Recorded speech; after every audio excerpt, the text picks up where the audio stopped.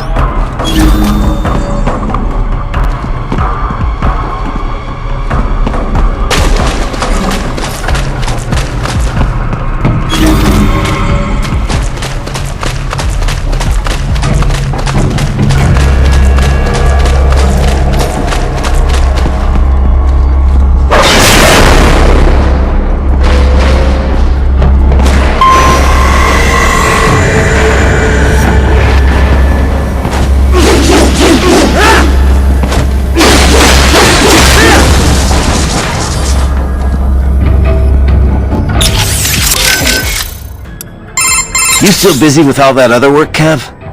You know me, man. Kev of all trades. I got a lot on my plate. Briefing prep, arms procurement, client negotiation, HR, biz dev, accounting, you name it. Lately, though, I've been focusing more on sales and on-site coordination. Oh, and advisor work like this. Never sleep, do you? Things have been better since Courtney joined up, at least. Miss Trawl mentioned someone from her past. Any idea who that could have been? None. I checked her file again, couldn't find a thing. Definitely not Dolzaev. Probably not Sundowner either. No. The way she put it, it didn't sound like anyone I've encountered so far. Maybe someone involved in backing Desperado. If so, sounds like they're providing more than just financing. Maybe they share the same philosophy.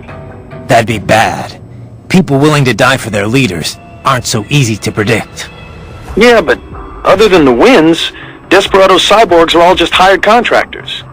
They're probably emotion suppressed with nanos or drugs or whatever, but that's about it. You're probably right. Raiden, are you fully versed in the features of your AR display? It can serve many functions, you know. Do I hear un lecture coming on? A lecture? No, of course not. I'm hardly an expert. Of course, I know the first practical application of the technology was for aircraft HUDs.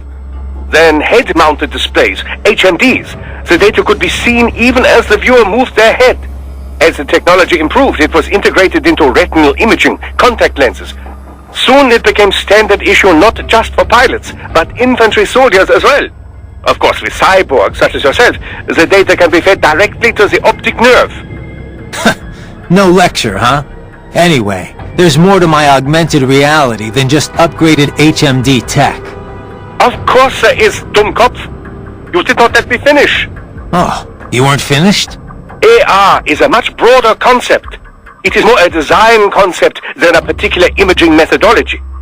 It encompasses HUDs, HMDs, any and all manner of visual real-time data overlay. Though recently, some reserve the AR label for virtual objects the subject can both see and touch. For example, your codec menu and zoom slider. Such objects do not exist anywhere in the real world, not even as images.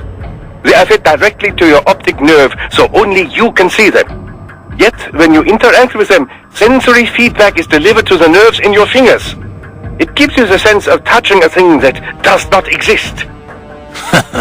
Beats lugging around a sat radio and giant scope, that's for sure.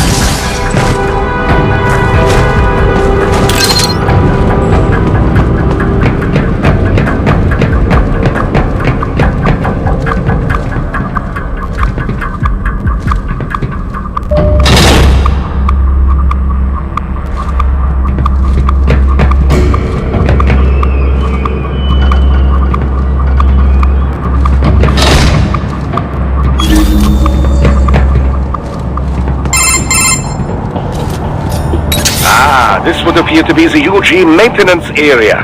You should find a terminal there. Something they use to upload mission parameters to the UGs. And something I can use to access the lab's main server? Perhaps. But first you need to take a dump. Wait, what? A dump? A digital optical output mounted proxy. You'll need one to interface with the terminal. Most any UG should suffice. A tripod or the like. I'll see what I can come up with. How do I use it? Simply connect to it. You should be able to use your communications outlet to control the proxy UG. Alright, let's give it a shot.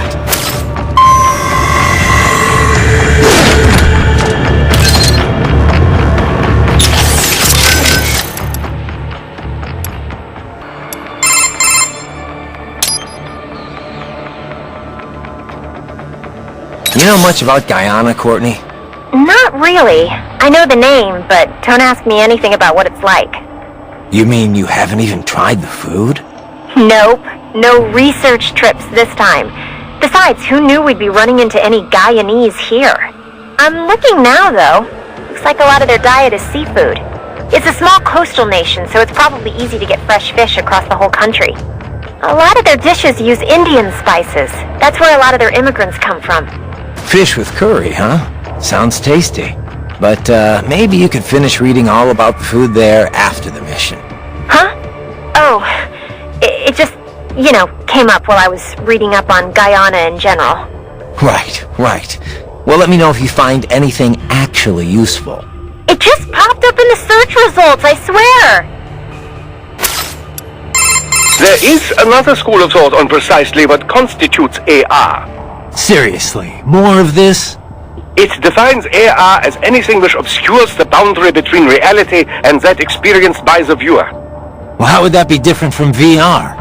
Well, for example, let's say that you and I are having a nice chat face to face.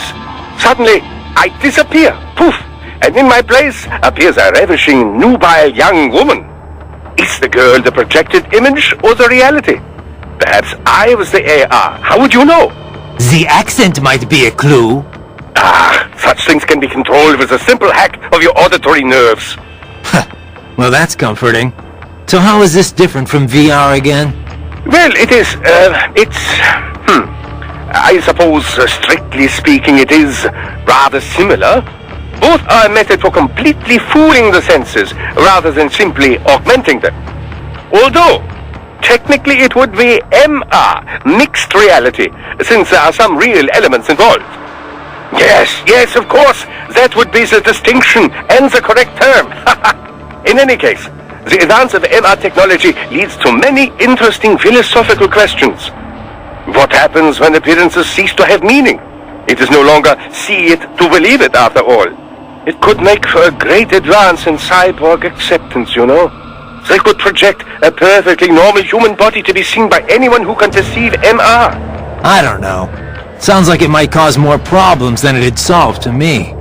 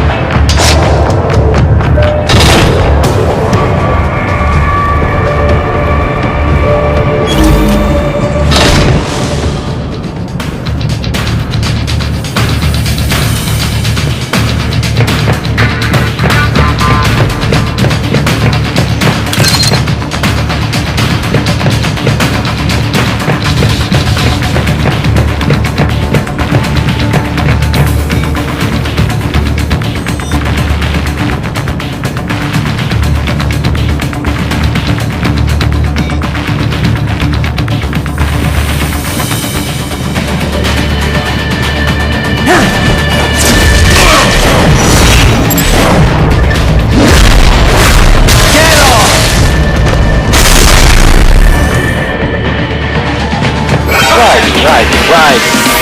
I thought you said stealth ops were your specialty.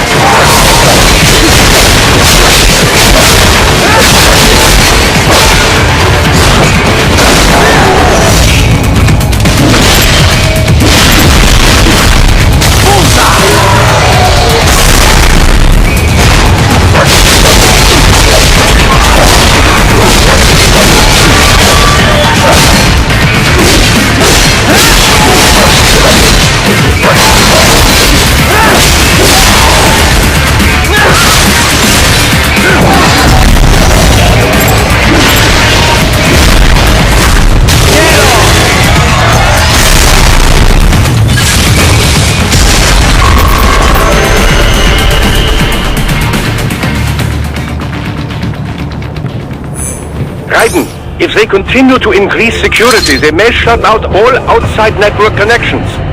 Please do your best to avoid being seen.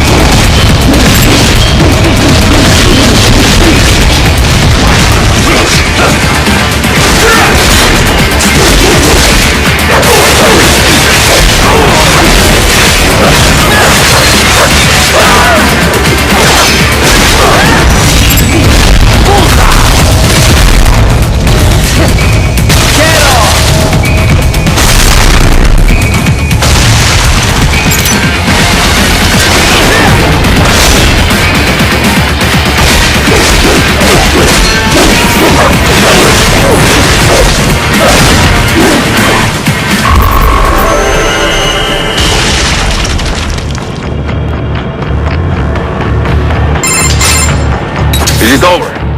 For now, yeah. But that room, those were cyborg brain casings. Duh, we saw. George said they were harvesting organs from kids. Yes, this must be why they are trafficking children. Perhaps other organs are being sold elsewhere, but they are definitely taking the brains. Jesus, are they making these kids into cyborgs? Wait, the cyborgs you've been fighting, did they seem like they might be kids? You said earlier that child soldiers have a telltale approach to combat. Yeah, but I didn't see it here. Those weren't kids. So, what? Desperados just doing the surgeries there? We've got to do something about all those brains. And the other kids George was talking about. He just escaped a few hours ago. They couldn't have taken all their brains out that fast. True. There could still be a bunch of kids they haven't touched yet. I better move.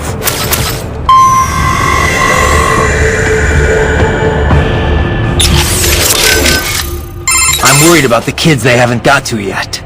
But what about those brain units? They're just brains, but they're still alive. I won't just abandon them. Duh. I will discuss with Doctor. There must be artificial bodies they can use, not like the combat type you have. Maintenance must be considered, of course, but with today's technology, they can at least live comfortably enough as cyborgs. Yeah, maybe. Physically, anyway. Society may say otherwise. Yes, but we will worry about such problems after they are rescued. For now, though, let us concentrate on the intact children first. You got it. Man, I couldn't have imagined anyone would cut the brains out of kids. What are they even doing this for? Why make them into cyborgs? I don't know. They say child soldiers are both bolder and more obedient than adults, but... They are. On both counts. But the surgeries alone would cost a fortune. Not to mention all the training. Yeah, I don't get it either.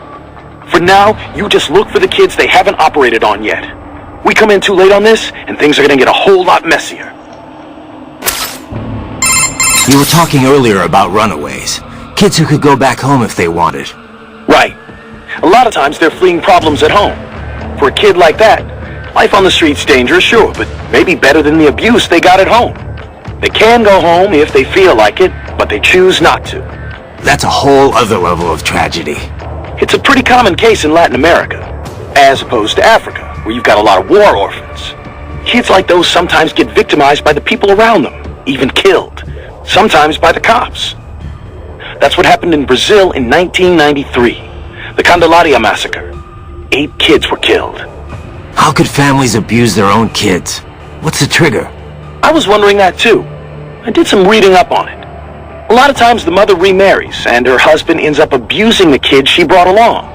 It's actually a pretty common story in first world countries too. The mother's too scared to do anything. She just wants her new man to love her. A lot of the abusers are addicted to drugs or alcohol too, leading to neglect. If their parents can't be bothered to feed them, kids are forced to hit the streets for food and money. And these are the kids desperados rounding up? Kinda makes you ashamed to be a human being. Yeah, it's definitely evil, all right. But even if we got them out, it's not like they've got happy homes to return to, right? Exactly. Most of them, well, a lot of them don't make it to see adulthood. Or they join gangs, end up exploiting the next generation. It's a vicious cycle. Our only option's to follow the money trail. Find out who's profiting from all this. And put them out of business permanently. Yeah. Guess that starts now, huh? I can't believe they're extracting children's brains. Can't we do anything? I don't know. That's something I need to discuss with Doc. For now, I gotta worry about the kids they haven't operated on yet. As long as they're held hostage, no way am I gonna be able to get the brains out of here. Yeah, you better hurry. Oh, but maybe you should save first.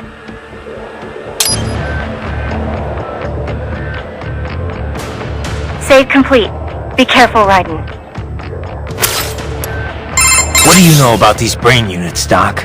It is a type of canister conceived to transport a cyborg's brain in a physiologically secure state.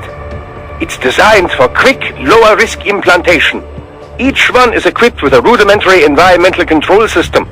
So long as power is uninterrupted, the unit can protect the brain from temperature changes and other fluctuations in the local environment. I would imagine they regulate the brain supply of oxygen and glucose as well. That's what I thought. I've seen these before, but I didn't think there were that many of them out there. Oh, manufacturing's exploded alongside the rise of cyborgs, though they're still made by only one company. The chassis also functions as an impact liner, absorbing impact and preventing organic damage. It's durable against impacts up to 700 G, which would be enough to permanently damage an unprotected brain. Sounds like military spec stuff. Well, it would certainly be expected to withstand gunshots or explosions, but the liner is primarily intended to keep the brain safe in the event of an accident during transport. These canisters are quite functional overall and clearly designed for mass production. Costs, you know. However, human brains come in many sizes. Thus, the unit is on the larger side to compensate for a wide range. This unit cannot be used if, as in your case, the subject wishes to retain his original human visage.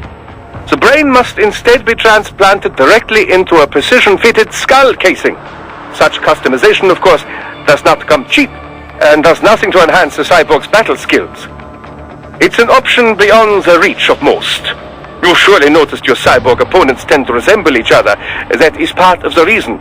So they're extracting the brains here, then transporting them somewhere else in these things. Into the US, most likely. Brains alone, after all, would not violate the UN Arms Trade Treaty.